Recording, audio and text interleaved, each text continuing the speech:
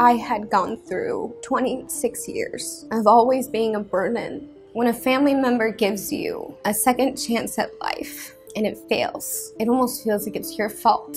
I would write letters in my head to loved ones of why I did it, how it was nobody's fault.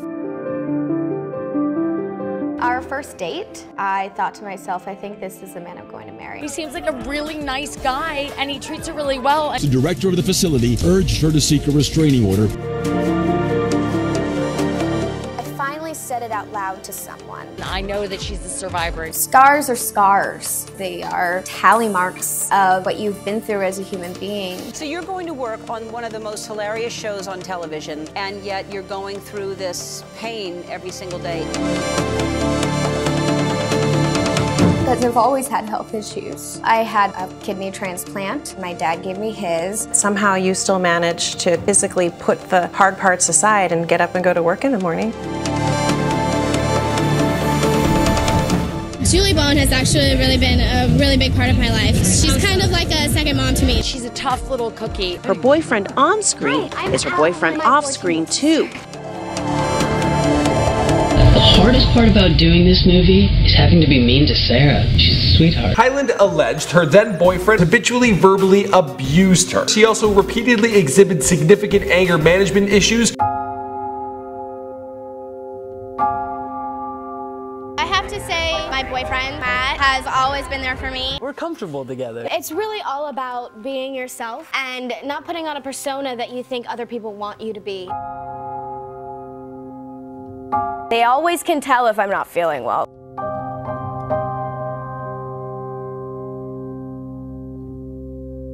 After the breakups, he relentlessly bombarded her with threatening and emotionally disturbing texts and voicemails. Sarah states Prokop entered rehab. She also claims the director of the facility urged her to seek a restraining order due to Matt's mental state.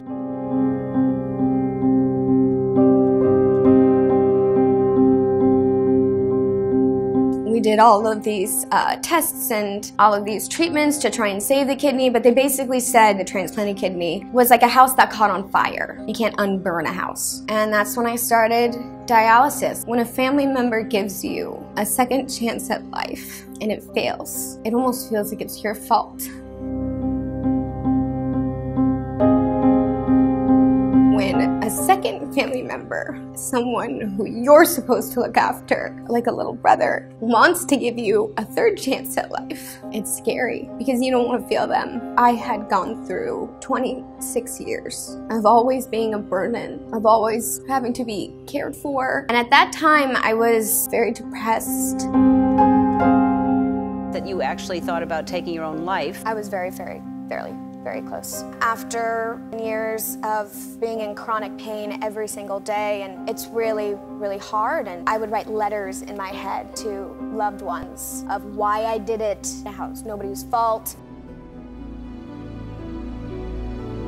What got you out of that? I finally said it out loud to someone. I think I need to go see a therapist. Saying it out loud helped immensely because I kept it to myself for months and months, and it puts everything into perspective.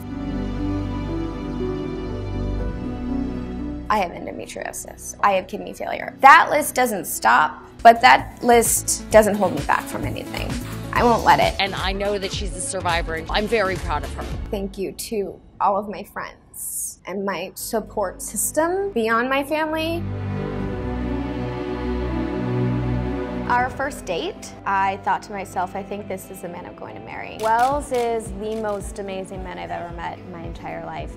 He's very good at like grounding me. Wells asked me my permission to marry her. He seems like a really nice guy, and he treats her really well.